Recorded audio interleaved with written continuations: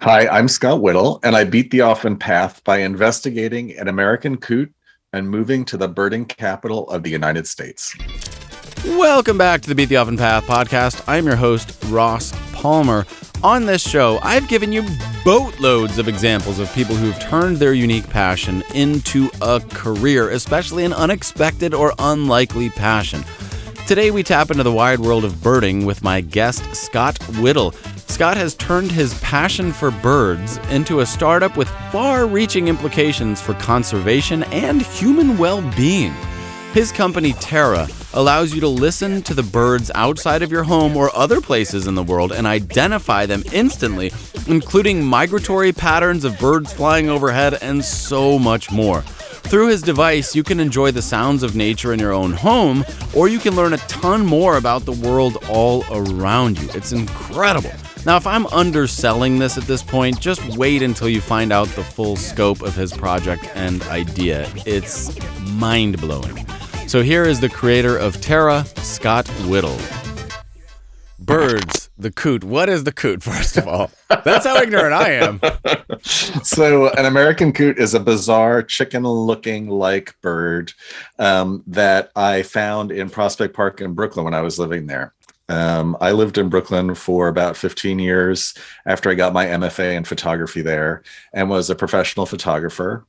I'd been doing a photography project where I was photographing in Prospect Park every day, which is this big park similar to Central Park. And that was starting to wind down. I'd been there every day for about 2 years.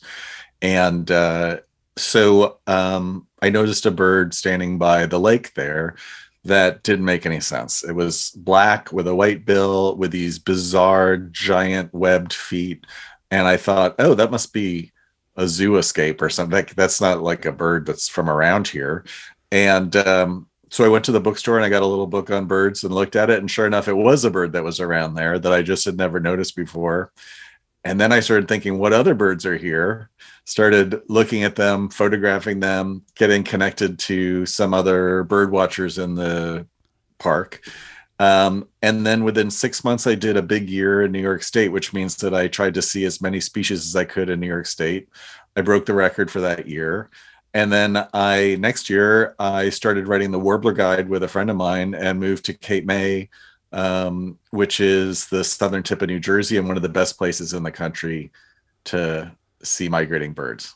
So it started me down this path. And ever since, we've finished the Warbler Guide, which is a very successful guidebook, and have written a couple of apps.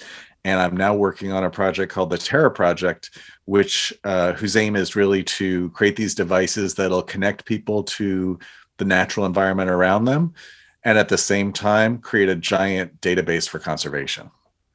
Well, that's fantastic. So I've seen the movie. That's a great introduction. I didn't even have to do any of the work. You just brought it all out there. Makes my job very easy. I've seen the movie The Big Year. I'm familiar with the concept of the big year. So can I ask, is John Weigel the Michael Jordan of the birding world?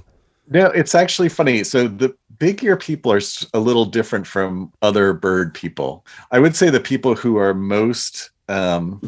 people get most excited about meeting in the birding world are the bird authors, like the people who have written classic guides. Like David Sibley wrote a book called The Sibley Guide, which millions of people have used to learn birds. And so he's the kind of person that people get crazy about. If you're in the big world context, which is a sort of game that sometimes people take too seriously, but still a game, in order to find birds and sort of have fun, then yeah, you know those people. But I would say that most birders would know David Sibley's name first. David Sibley first. And of course, Nicole Kultzow is no slouch herself. Right. And actually, you know what? Greg Miller, who's the character that Jack Black played, I just saw him actually in Ohio, and he's really an amazing character, and he leads guides and stuff now, so people see him there. Fabulous. Well, what I love about stuff like this is that we've stumbled onto an entire world, and what fascinates me about birding in general, a few things. One, like you said, it's something that people take maybe way too seriously, depending on who you ask, or not seriously enough. Right. But the other is that you've got this giant community of people who really care very deeply about this. And what I kind of like about it the most is that it's an excuse for people to get outside into the real world. It's an excuse for people to celebrate the world that exists around them. And it's a reminder, like you said at the very beginning, of how little we know and how little we care about the stuff that's going on all around us at all times. You say, oh, there's a bird at the lake. Most people just say, whatever, I'm going to go get a hot dog, end, right? But some people say, well, what is that bird and how many birds are there? And it turns out there's hundreds and hundreds and hundreds of them, and you can go seek them out. And sometimes they live in a specific place, and sometimes they move from one place to another. So it's this entire fascinating world that's just out there for people to explore. I think it's fabulous. Yeah. And a lot of birders who kind of get into this have what they call a sort of door opening moment.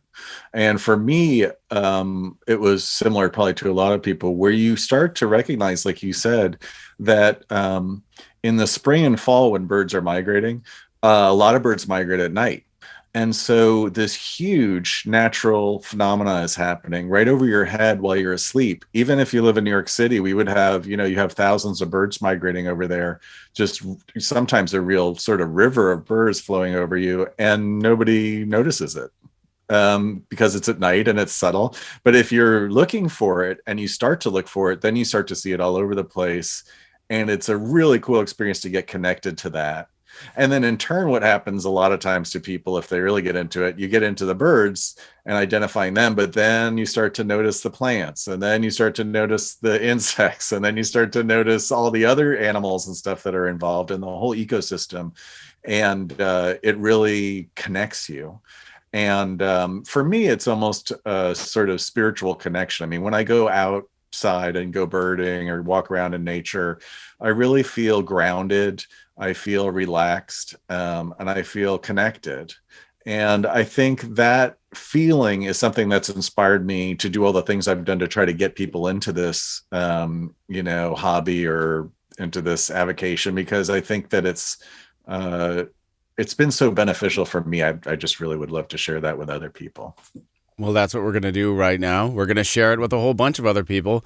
Good. And before we jump into how you turned your passion into a mission and a successful Kickstarter-backed startup and all of that, I have to know, what did the American Coot do to warrant an investigation? Was it tax fraud? Was there a bloody murder weapon somewhere?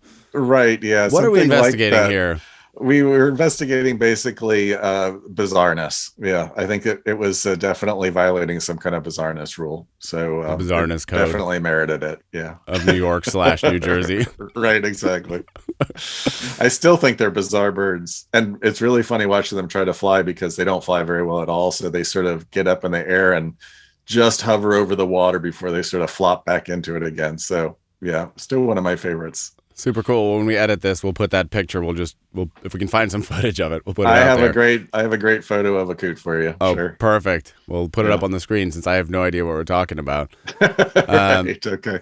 But the great theme of the show is figuring out how people can turn their strange ideas into something that can either make a career or make money, or at least has the possibility of that, something that is worth sinking one's teeth into for an extended period of time. And clearly you've done that as the producer of books and of this startup.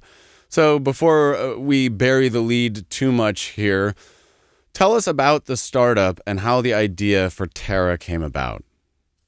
So Terra was something that the short story is that a friend of mine, Mike Lanzone, who runs a company called CTT, Cellular Tracking Technologies, here in Cape May, we met probably a dozen years ago, and I never forget it because we had a microphone building party in my house. Now, I didn't know anything about this at the time, and so what we were doing, we're getting these 5-gallon buckets, and we had a bunch of nerds in a room pouring concrete into the bucket and putting a a little microphone stuck in there so it'd hold it. And then you take that bucket and you stick it up on your roof, and it has a wire coming out of it so you can listen to whatever's flying over. And we stuck these buckets sort of around Cape May on people's roofs and different places.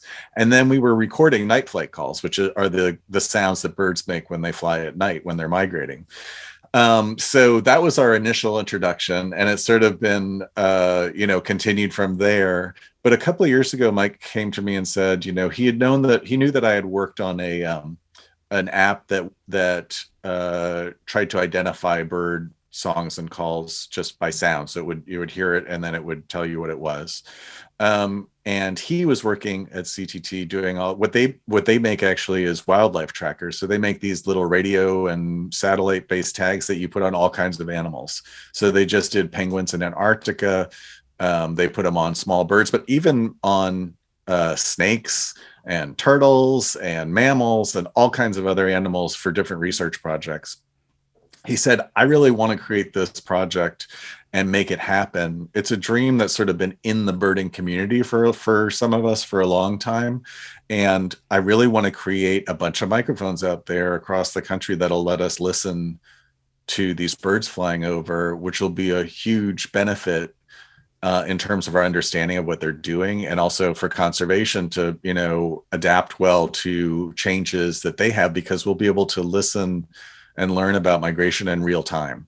So that means that, we'll literally be able to respond to it basically as it's happening, which for something like the Cornell University has a big ornithology department, and they're actually working with some buildings in Texas to predict when migration is heavy. They turn off the lights in the skyscrapers. And what that does is it prevents window strikes. And that sounds like a small thing, but actually hundreds of millions of birds die from window strikes in urban areas every year. Oh my God. So by turning off those lights, you're saving tens or hundreds of thousands of birds. And if we can do that across the country, then we can really make an impact, right? So, and Terra could certainly, contribute to a project like that. But that's just one example of the kind of action you can take when you have good data like that.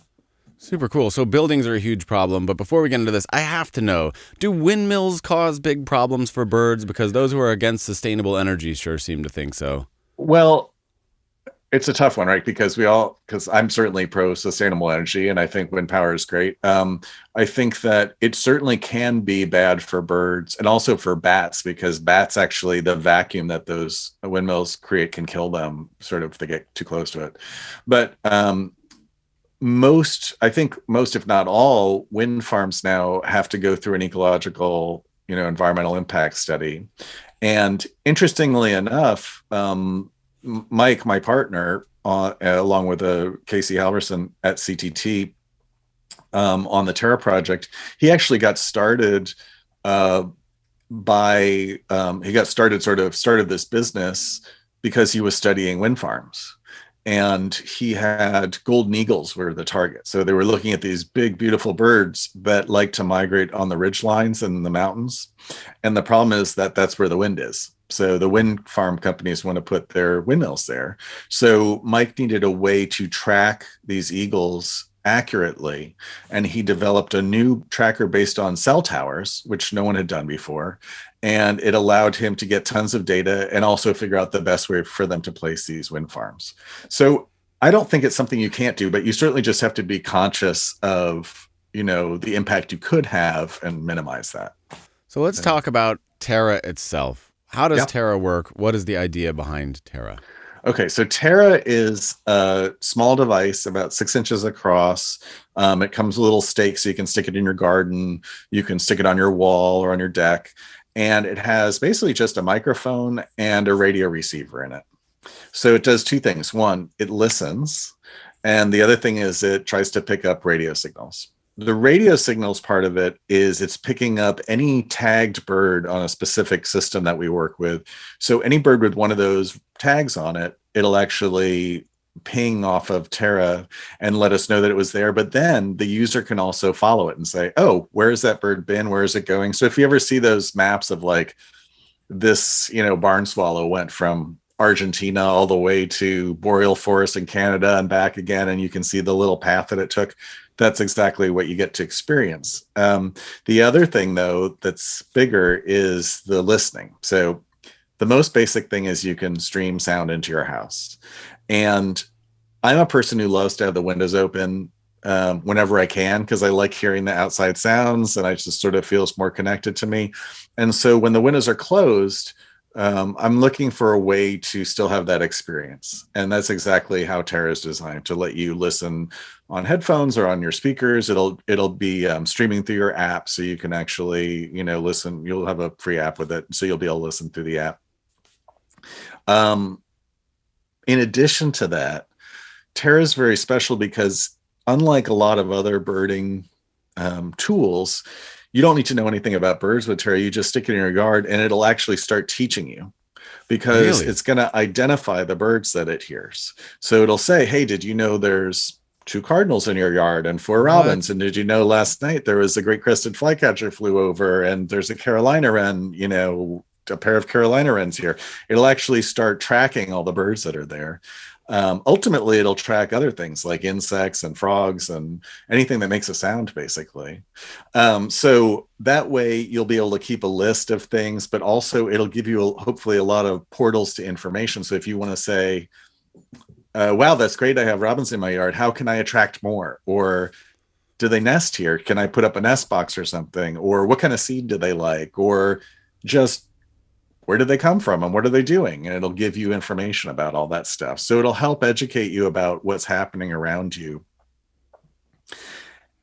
To me, that's the most important thing of this whole project, because it's creating a community of people who are becoming more connected to their local environment.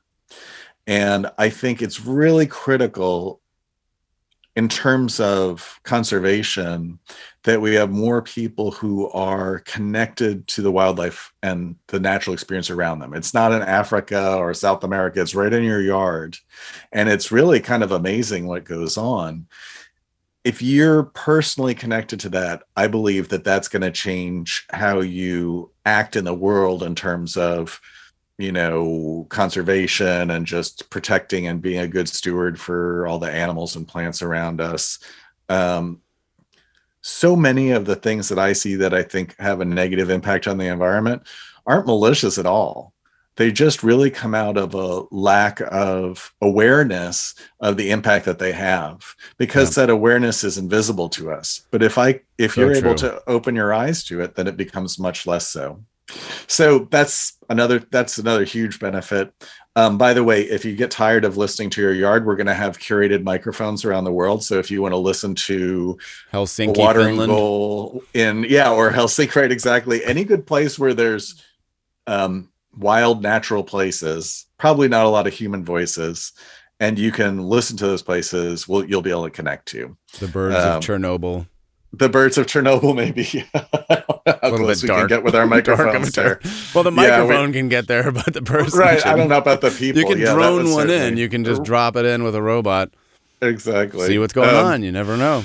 You never know. That certainly would be good for keeping people's voices off of it. We have other stuff that works to remove that too. But right, you say you've got 2 blue jays, 2 robins, and a Gary outside your house. Right, exactly. Gary, 40-year-old middle-aged man, right. holding his 6-pack, his native bird seed of choice. And that's certainly one of the issues too, by the way, is privacy. So we are creating two things. One, the stream that you have is just for you. It's encrypted. It's just for you.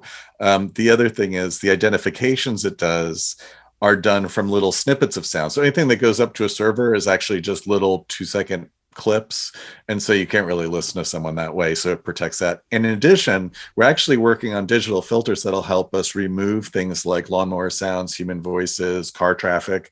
So believe it or not, you might get a better listening experience inside than outside, because you'll be able to listen to the natural stuff without the lawnmower joining in the background. So amazing.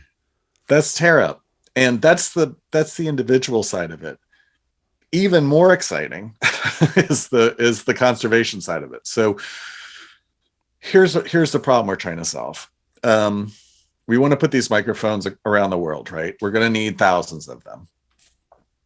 So how do we produce thousands of these microphones, put them out, maintain them, track the data that comes into them, and identify all the species all in real time? Well, we certainly don't have the kind of budget you would need to do that, and very few people or companies do.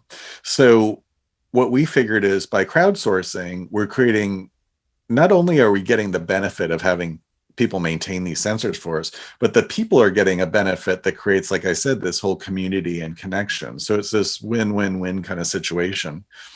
Now, once we start getting that data and spreading these mics out, we're going to be able to listen to bird songs and calls and all other kinds of natural sounds. And we're going to be getting data that has never been available before. So right now, the state of data is, in terms of tracking birds, is you put individual trackers on birds and then you can see where that bird goes, but you're not seeing the whole population. And you sort of have to infer from the tracker, that one bird, what everybody else is doing.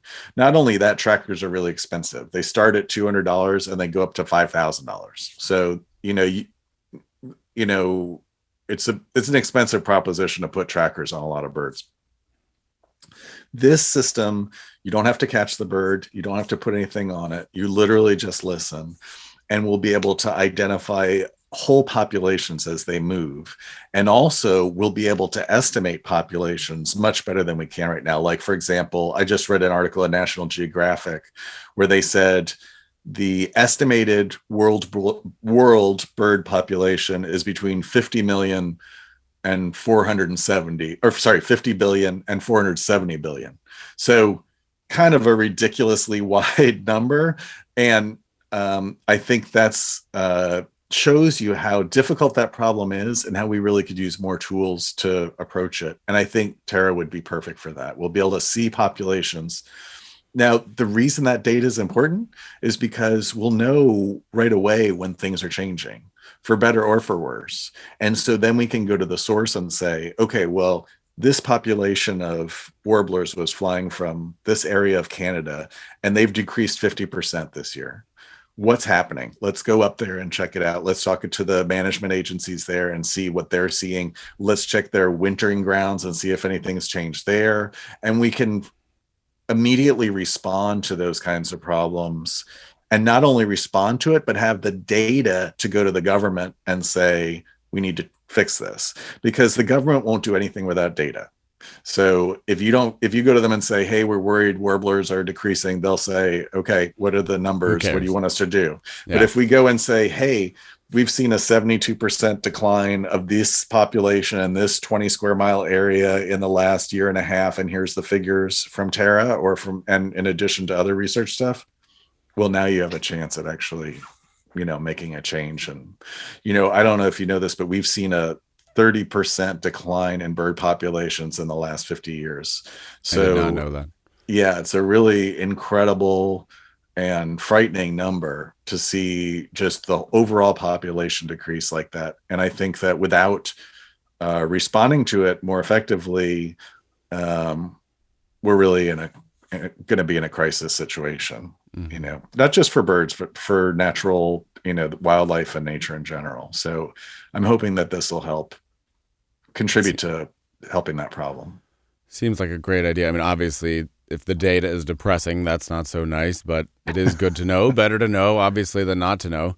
Do you think that the average person... And the other thing is it's actionable and it's local. See, that's the thing is, yeah, I hate environmental stuff because you're right. All it does is say, the world's ending, forget it. The whales are dead. The birds are dead. We might as well just give up. The fish are gone. Right. If you don't just start India's riding a bicycle. On fire. California will never have water again. Exactly. It's all a disaster. Part of that is media trying to get attention for these problems, which I understand, but it's not actionable. But if I say to you, you know what, we're seeing a decrease in monarchs, butterflies. If you plant a few milkweed plants in your yard, that'll help because they feed on milkweed. So if you can get that kind of local action going on, you actually can have a major impact. We've seen huge reductions in completely wild spaces, where you have just like pure forest or natural areas. But what that's been replaced by a lot of times is yards. And so if people actually manage their yards differently, instead of just planting grass, maybe you plant a few native plants or plant a little patch of milkweed or put a tree there that's local that, will produce food for birds. You're actually on a larger scale could create a counterbalance to all that removal of other wild spaces. Well, it calls to mind an article I read some time ago, which may not be related, but probably is, that birds in urban environments, they're straining their voices. They have to sing a lot louder to be heard over the din of the urban chaos and street noise. Right. How is that affecting bird populations, this need to be heard above traffic? I'm not sure that we know. I certainly have read some of that stuff about how it's changing the volume. It might even change the structure of the song because, for example, if you're creating a louder song, you might have to modify the structure of the song to make it easier to sing. Or if you have an environment that's suppressing, say, low frequency sounds, you might start moving into a higher frequency so you can be heard better.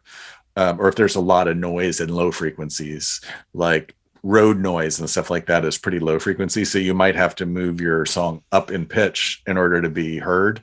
But I don't know what the actual impact on populations is. It's probably not going to be positive. I think that the lucky ones are the ones that are adaptable. Some birds are very good at being around people and adapting to them. And actually they tend to thrive when people, build cities and roads and those kinds of things. But the vast majority of birds aren't like that. And they don't adapt well to that kind of thing. So probably not good. We'll see. I mean, that's the thing is without data about populations and so on, that's very specific. It's hard to know whether it's doing anything to the population or not. Well, I myself find myself in a very noisy environment, which is known as the internet, the billions of podcasts that are out there. So my solution is just to yell louder. That's what I do to draw attention. I just scream louder in the hopes that people will pay attention to me. Right. That's my method. So that's a great method, I get especially it. on the internet. Just yell harder until somebody pays attention. Come on. And I never realized until I was doing what is effectively a startup, this Terra Project, just how loud you need to yell because right. Boy, it is noisy out there on the internet. It's so hard to get attention and get people to listen to you. And especially when you're talking about something as low key and zen as let's listen to some birds in our house. That's the hook, right? Put this thing in your house. You can listen to birds. And somebody says, I enjoy waking up to the sound of birds. It's nice. Right. It does sound really nice. What a great way in. And then later, this mystery unfolds where they start getting deeper and deeper into what's actually going on. Super, super cool. But in the beginning, it's a nice hook. And what is interesting, we've been trying to schedule this for quite some time. Thankfully, we were finally able to get here. But the amount of backers that you've received on Indiegogo, I believe it is, has... both, Kickstarter and Indiegogo, has raised by nearly, I want to say, 50, 75 grand since I first started doing research on you. You've crossed 300,000 now in backing. So people are taking notice. Yeah, they are. And we've been... I've been around birds and this stuff for a while, and I'm finding that, to me, this is the best idea I've come across. It's the best idea I've come across in any field, in my lifetime, like that I could be personally involved in. It's really has so much potential and use, and so many people are interested in it that, it seems to just naturally be taking off because people hear about it and they say, oh, I want one of those, course. And so we have over 300, like you said, we've raised over $300,000. We have about 1,500 plus backers. We're doing pre-sales right now. Obviously we're creating production right now, but we're actually they're not in stores or anything. They should be in stores. We're hoping by the end of 2022.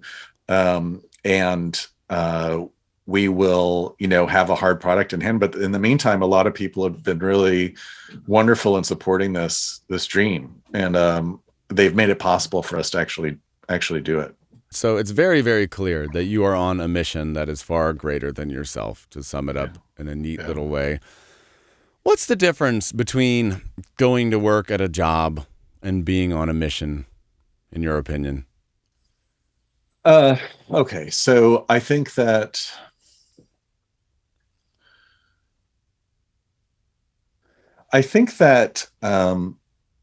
there's pluses and minuses. So jobs are stable. Well, not so much anymore, but as a rule, jobs traditionally have been more stable, right? So you can go, you get sort of told what you're supposed to be doing, you get a regular salary, and so on.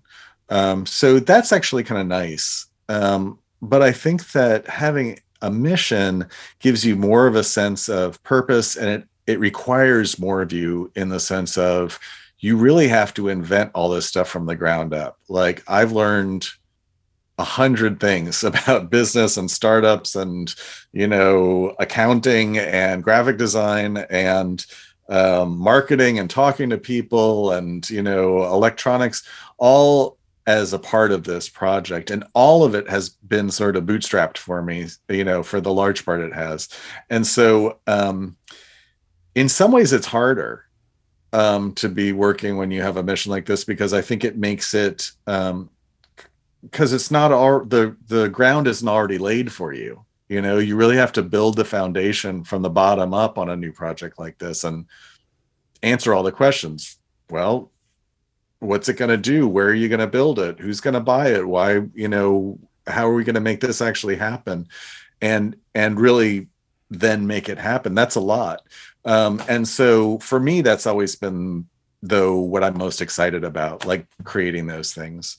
I certainly don't see, I think you can do well on either path, honestly, but my personality certainly is not suited for, just kind of working, plodding ahead, in a job. So for me, it's the only way to go. And honestly, it's really rewarding. I mean, I think that we have one life and one, as far as we know, and one attempt to use these resources that we have and make something out of it. And I think that for me, I feel like my need to give and also be connected is something that I try to nourish, and it's something that's been really rewarding for me. So I don't know, maybe a lot of cliches there, but but that's sort of been my experience. I really do feel like creating something like this, creating something new has so many benefits, monetary or not, so it's sort of it's more about living life in a certain way than about, what your income is. So true. What a great answer. And there's no limits when you put yourself on a path of exploration. If you're in a job, you can expect certain things. Like you said, a paycheck is coming in. But the limit to what you can expect is, let's say, to work your way up the ladder. So I'm going to become a middle manager. Then maybe one day I'll become a senior manager if that's something that I want to do. But what is so great about a mission like this is that the most exciting part about it for you is that you don't know what you don't know. You don't know what you're going to discover in 5 years, and that is awesome. You have no idea what that great insight is going to be when 200,000 of these things turn on. What kind of data is going to happen. Exactly. But it's going to be cool. Deep down, it's going to be awesome. We know something's going to happen. Something's going to be cool. Right. I think it'll be cool. But and I think that open-ended question is what has always fascinated explorers of all kinds, both in nature and the planet and in business and in building something. You don't know what the ceiling is. You don't know how many of these you can sell. You don't know if Target will put them in the shelves one day. You just don't know what's going to happen on any front. And that's interesting. Yeah. I think, and ultimately, I think, we get so few opportunities to actually do something meaningful in the world or to help other people in the world in a way that's significant. And so I think when you see that opportunity, you should grab it, because I think that it doesn't come along very often. And if you don't do it, you know, it'll be gone. So yeah, don't want to miss those. Well, that is a great, great, great parting word. And I do want to leave the floor to you. We're reaching the end of our time. So, Sure. with these final moments of our discussion, I want to open up the discussion. You can promote anything you want to promote, send people wherever you want to send them. What action do you want a listener who has made Sure. it this far to take right now? Well, I would just send them to our website, Terra Listens, TerraListens.com. And you can learn more about Terra. From there, you can go to our Facebook page, our Instagram page, and all our other stuff. We actually have a bunch of videos on learning bird sounds now. We've been creating a content channel with like short 3 to 4 minute videos that teach you about sounds and about some of our favorite birds and all sorts of fun stuff. That's, I think hopefully entertaining and informative. So yeah, terralistens.com, and we hope to see you there and hope you're as excited about the project as we are. Sounds great. I know I am. Everybody hit that pre-order button. Yeah, I think it's fantastic. I can't wait to see this thing in the wild. So again, Great. Scott, thank you so much for joining me. It's been an absolute pleasure. I knew it was going to be cool before I sat down, but I'm even more jazzed now. So thank you very much. Well, thank you very much. That was a lot of fun. I really appreciate it. And thanks for doing these great shows. My pleasure. This is what it's all about. And with Right. that, the podcast is officially over.